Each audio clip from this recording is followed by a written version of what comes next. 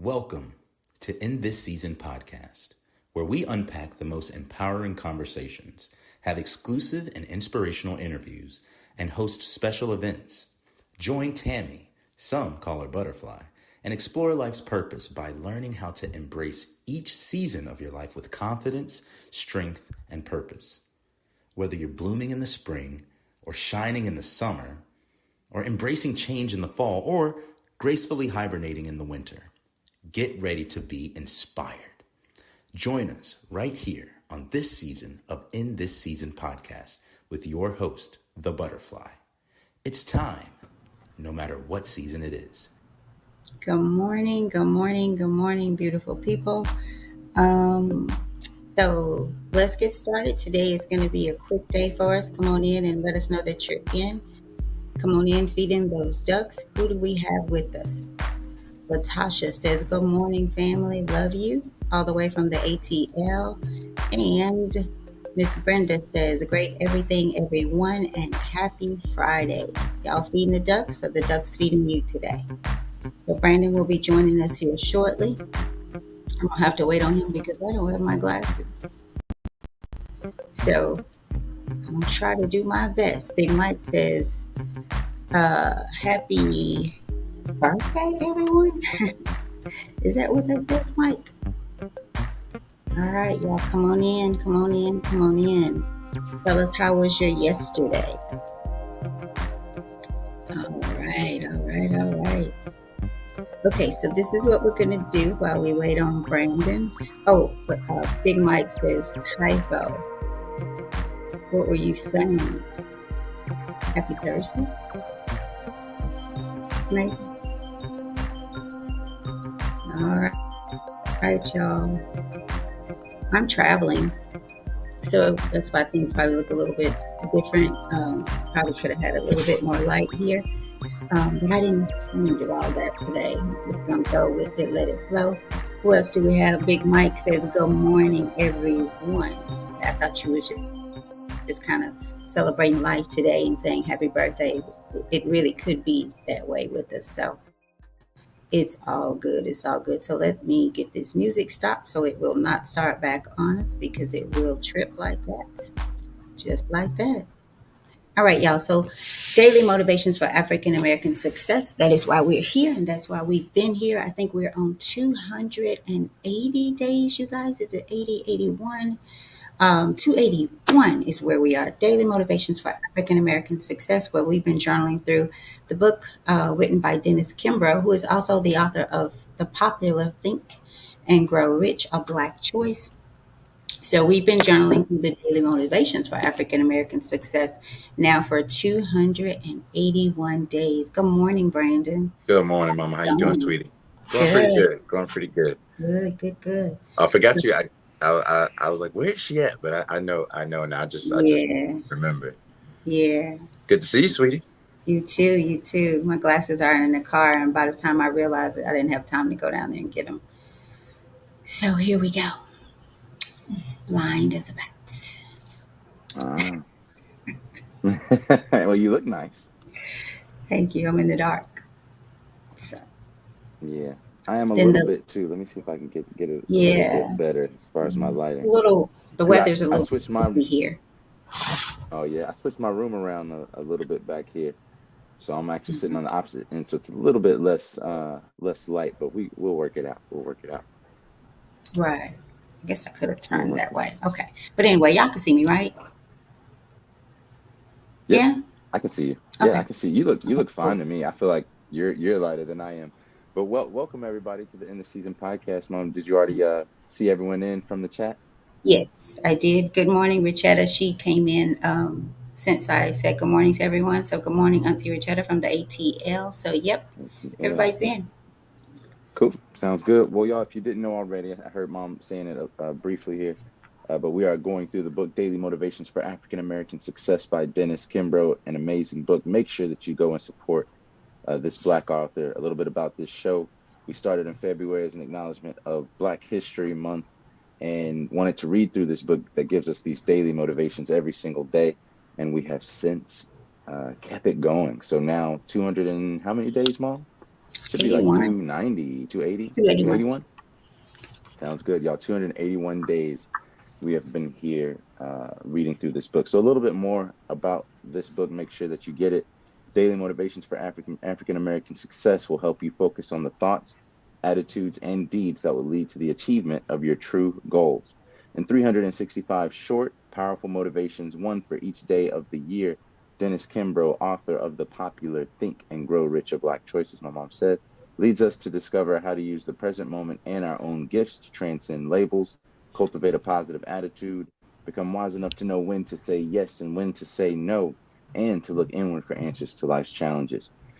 So each motivation begins with words of wisdom from such distinguished and celebrated African Americans as Malcolm X, Marion Wright Elderman, Whoopi Goldberg, Charlene Hunter Galt, Bill Cosby, Carl Rowan, Mother Hale, Reverend Leon Sullivan, and hundreds of others. This treasure trove of practical inspiration will give you fresh encouragement every day of the year, but what it teaches will last you a lifetime. Last you a lifetime. Anything else from you, Mom? What you got going on over there? I'm trying to see this book. Trying to see. do, do you need a second to go get those glasses? No, I'm not going. When I go down there, it's gonna be over. I'm just Yeah. trying to get it to where I don't care about this. I just need to be able to see this. So, and Okay. then this hadn't been the best because the light bulbs were out. So it's Hmm. just crazy a little bit here. Well, no worries, no worries, no worries. We'll work it all out. I think I fixed a little bit of my lighting situation, but Yeah, I we'll be kind good of either want way. to change. Go ahead and read, Brandon. I'm going to try to get my stand. Okay. Okay, cool. Well, y'all, we're gonna jump right into it, y'all. Let's see here. We're gonna jump right into the show today. So today is November the 7th. November the 7th. And our title is Giving You the Best That I've Got. Y'all remember that song, Giving You the Best That I've Got? And our quote comes from Herman B. Smith, who said, and Herman B. Smith Jr. was the interim president for Morris Brown College. I'm sure a lot of y'all are familiar with that. And he said, if we would have given what we should have given, we wouldn't be in this mess now. Ooh. If we would have given what we should have given, we wouldn't be in this mess now. That's a very timely thing to say post election, right? So depending on whatever side you're on, that stands. If we would have given what we should have given, we wouldn't be in this mess now. And the passage goes, a little girl was given $2 by her father. He told her that she could do anything she wanted with one of the dollars, but the other was to be given in church on Sunday. The girl nodded in agreement and asked if she could go to the candy store. With visions of all that she could buy with her dollar, she skipped to the store, holding a dollar in each hand. As she skipped along, she tripped and fell, and the wind blew one of the dollars out of her hand and down a storm drain near the curb. Picking herself up, the little girl looked at the dollar still in her hand and said, well, Lord, there goes your dollar. The first thing we learn from great men and women is that giving is a test of maturity. Those who are mature give, the immature do not. It is wise to practice giving in every area of life. Give something every day. Give out of the fullness of your heart. Give your feelings to others. Give your feeling to others. Give money where it's needed and can truly help someone. Give attention. Give thoughtful, well-reasoned advice. Give by donating your time. But most of all, give to the Lord for your many blessings. But most of all, give thanks to the Lord for your many blessings. As Reverend Leontine Kelly, the first African American female bishop, said so eloquently, acquire the giving habit. Give intelligently and freely. You owe it to yourself to give every day of your life. And our affirmation for the day is giving from the heart is a sure path to spiritual and emotional riches. I say that again, giving from the heart is a sure path to spiritual and emotional riches. Did you get to hear that one, Mama? Yep, I listened. Yep. Oh, you did? Okay, I'm cool, trying to cool. give y'all the best I got today. You look good. You ain't And got I'm to go doing it from nowhere. the heart.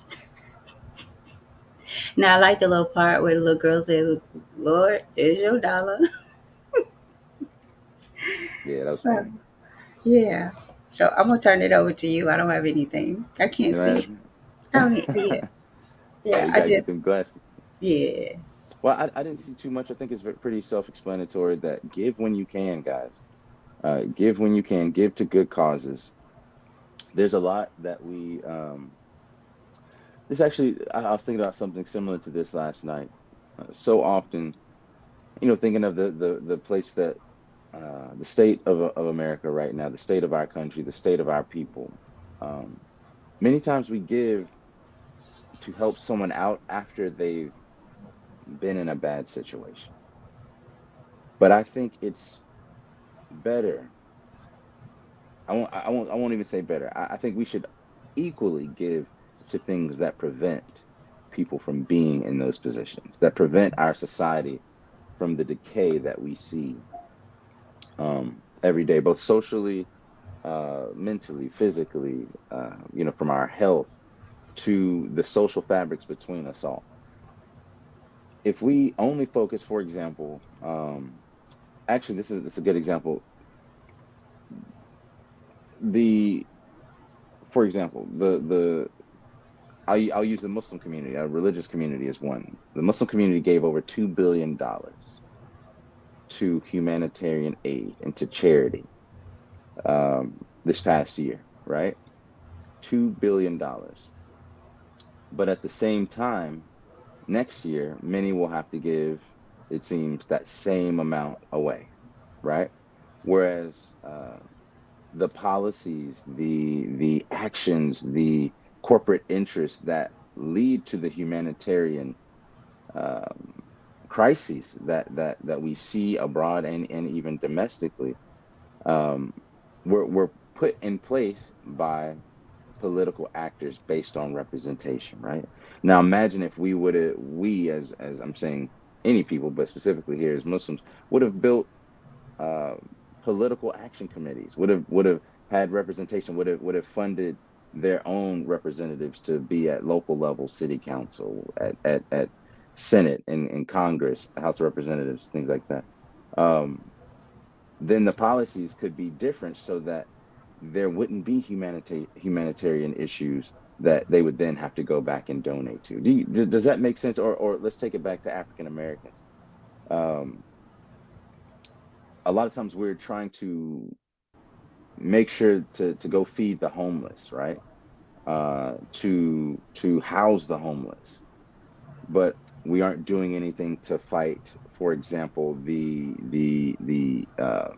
things that promote homelessness, right? The economies, the lack of education in certain areas, decent education, the lack of resources and jobs and opportunities that help promote homelessness, the proliferation of certain drugs in our community.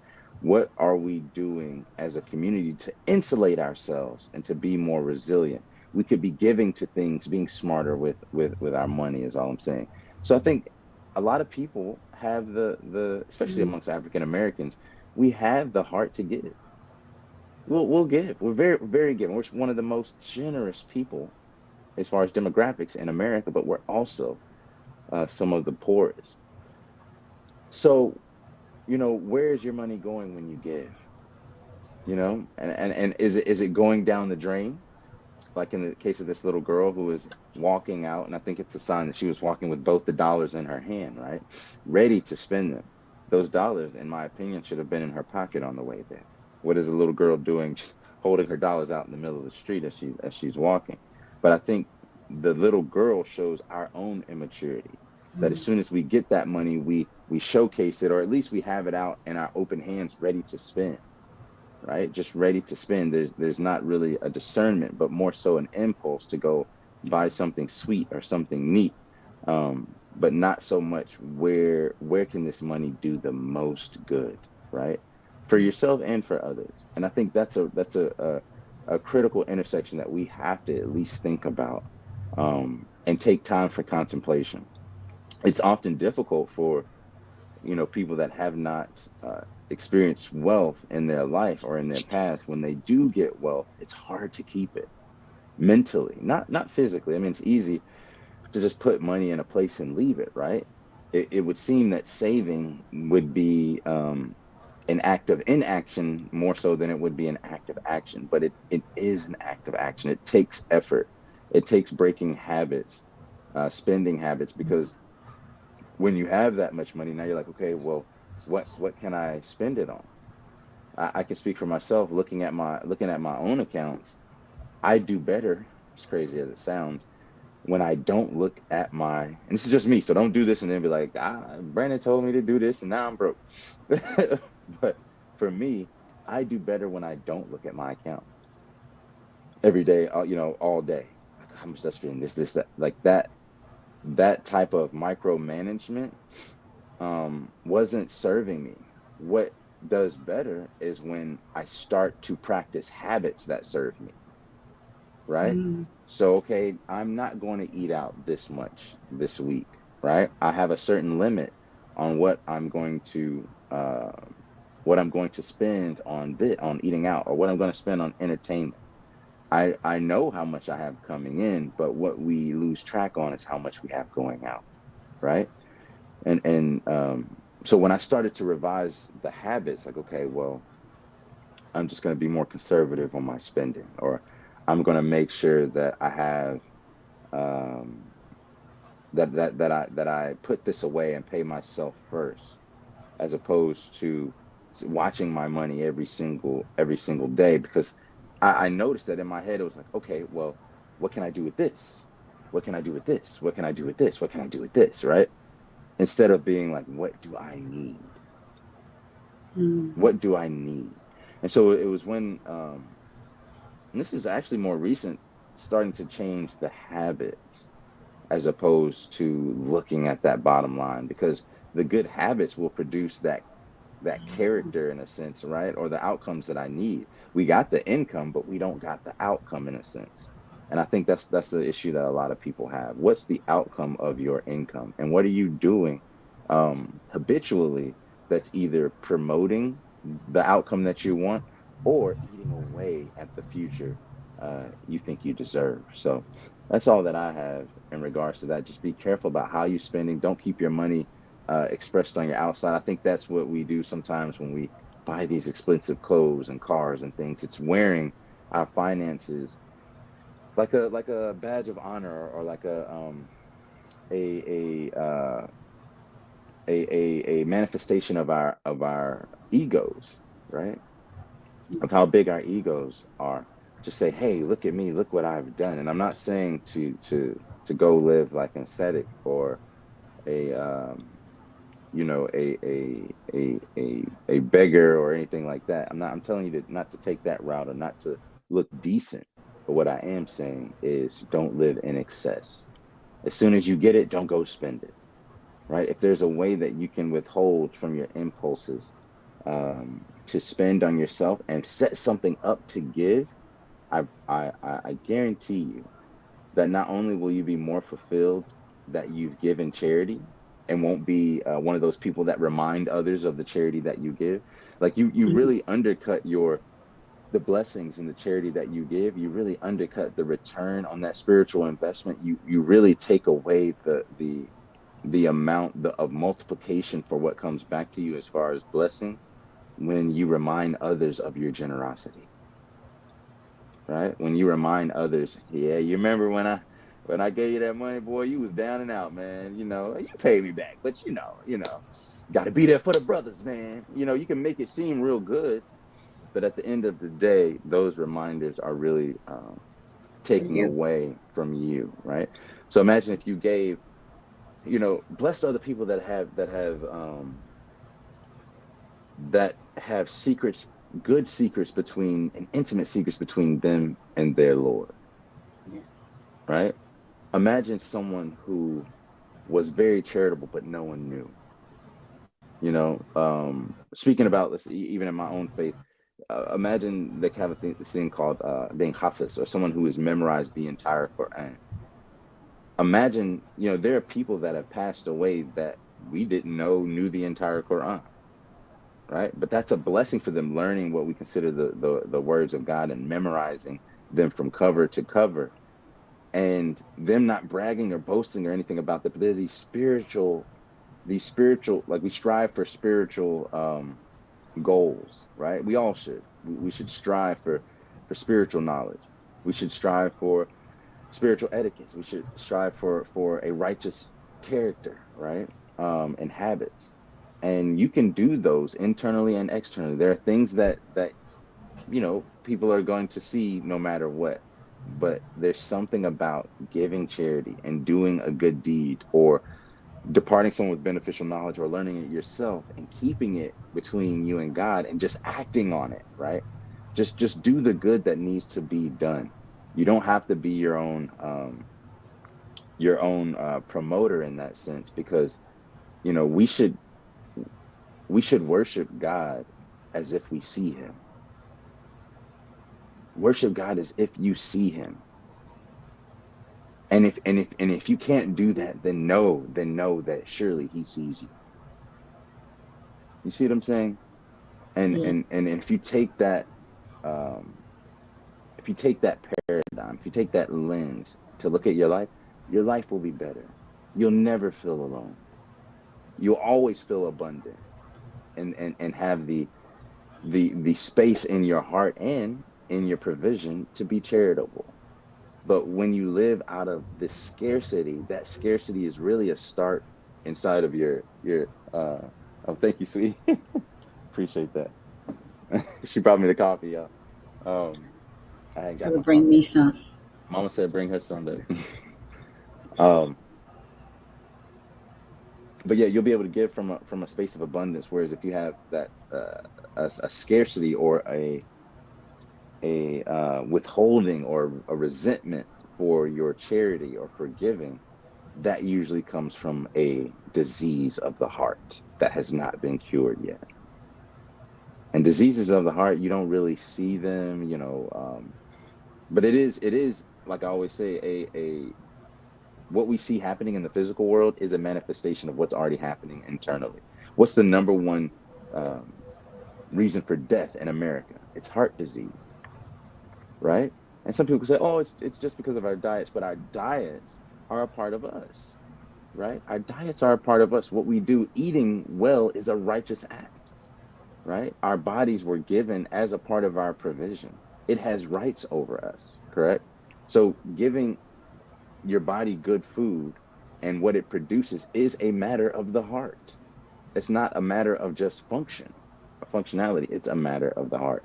So when you start to realize that everything you do is being observed, right? Everything, whether you know it or not, everything you do is being observed. Everything you say is being recorded.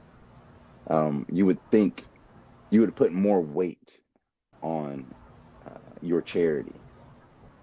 I was telling my wife this actually yesterday. All the things that I've seen come across, my screen, as far as charitable organizations on social media, give to this, give to that, give to that, and oftentimes I say, I got to take care of these kids. I got many things to do. I can't. I don't have anything to give.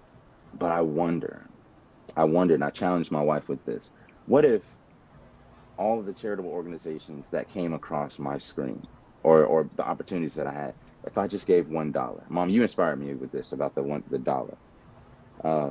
What if I had just given $1 to each of those? And let's say if I saw a charity every single day for the entire year, then that means that at the end of the year, I would have given $365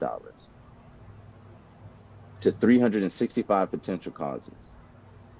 It is of my belief, when I think about that and reflect about that, that God would be proud of me, that I didn't have to give, $300 at once to every single organization, because sometimes that's what we think of, because we're thinking about, oh, I got to give big.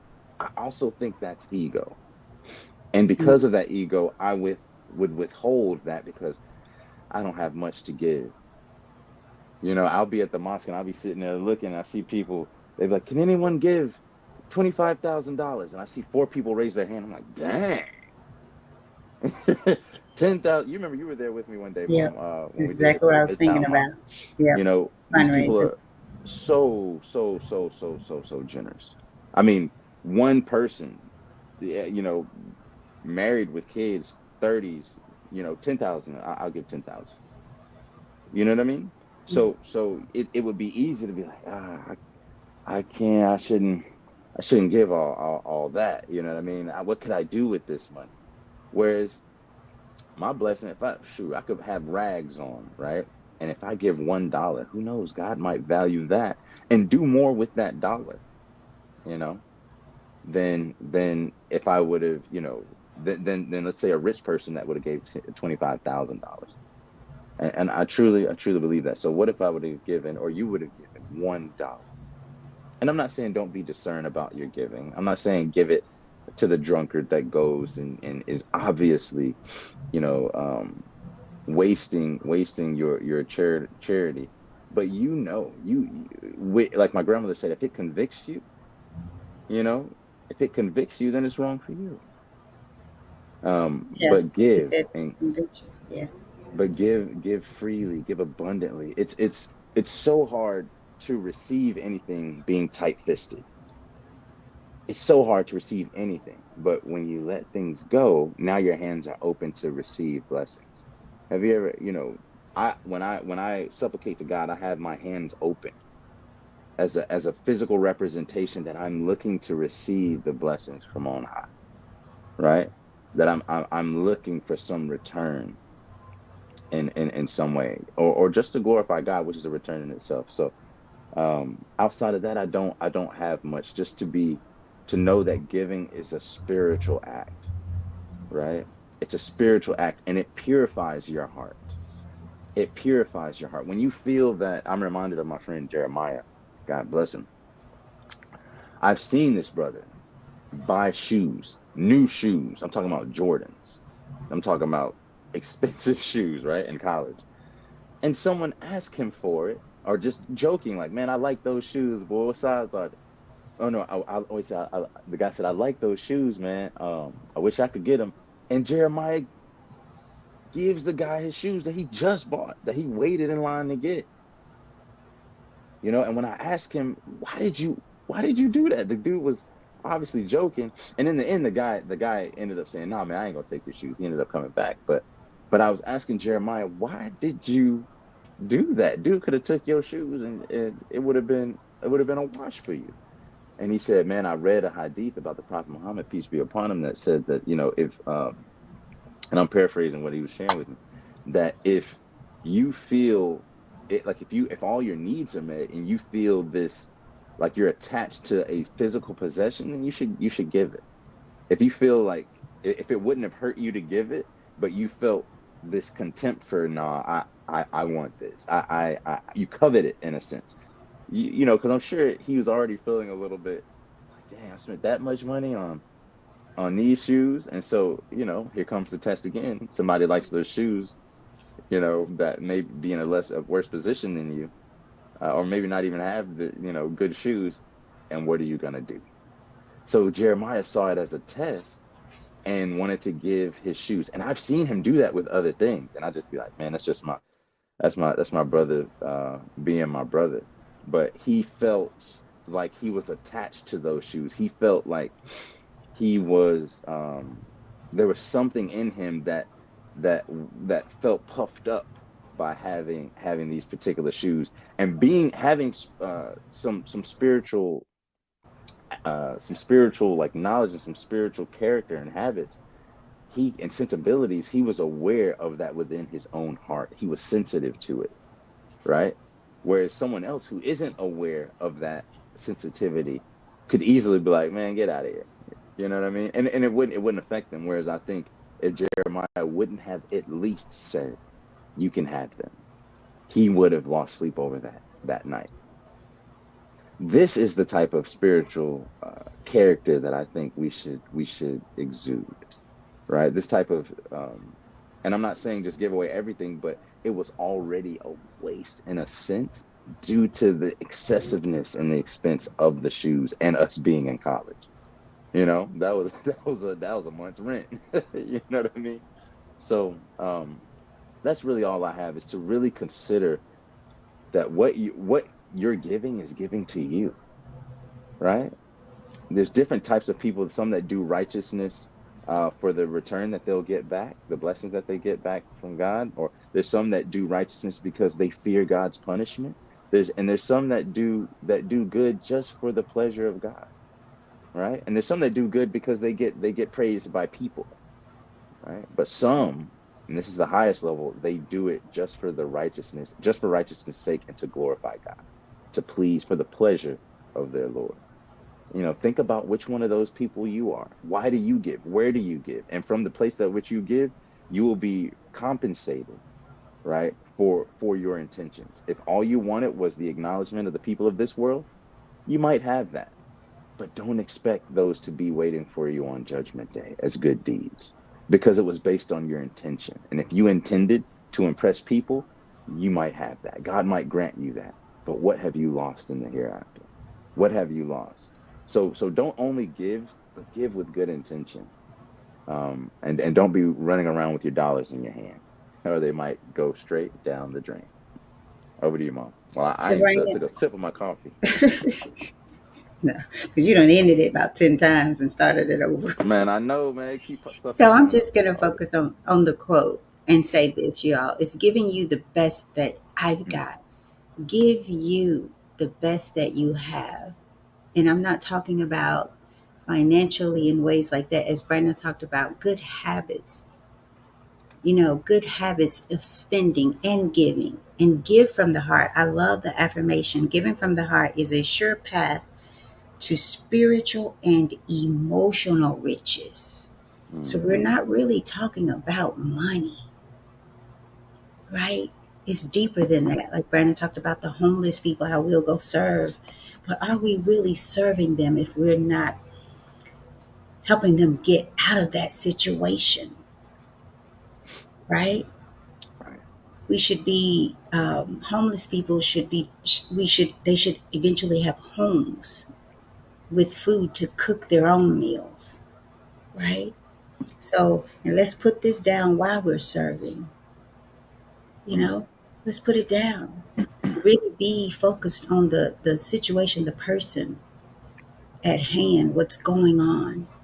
Because if you got to film it, you know, I don't know. I've seen people, and I'm not going to get caught on this long, who, how can you really be in the moment if you're in the phone, on the phone, Right. you know? So the heart, guard your heart, but open your heart. And in all that you do it from the heart, right? So that's all I have, Brandon. All right, y'all. Well, thank y'all for rocking with us today. We're gonna get y'all on out of here at 7:33. We did good today, y'all. We did good. But thank you for joining us this morning and letting us be a part of your morning routine. If there's someone that you think could use the insights from this book, the passages, the motivations and encouragements, the quotes, share it with them. Share it with them. We are working to produce reels that we put on social media pages, little short snippets of key moments during some of these shows. So let us know, what are the parts in the shows that resonate with you the most. That's why we really want you guys to be involved inside of the comment section. I need to see more of y'all commenting back and forth. I want to know what y'all think. I think we give you so much of what we think and share, but I really want to know what you guys think. How do you respond? How do you react to what you're hearing and what you're reading if you have the book? So please share, get involved in the conversation, and let it not be a cookout where we're talking to you, but more of a cookout where we're talking with you and we're having a conversation. So join the conversation and get others to jump in as well. But it's been day 281 of the In the Season podcast, and our title today was Giving You the Best That I've Got. Our quote was from Herman B. Smith Jr., the interim president of Morris Brown College, who said that if we would have given what we should have given, we wouldn't be in this mess now. And our affirmation for the day is: giving from the heart is a sure path to spiritual and emotional riches. Giving from the heart is a sure path to spiritual and emotional riches. Take that with you today. We love you, and we'll see you tomorrow, 7 a.m. on End This Season podcast. Peace.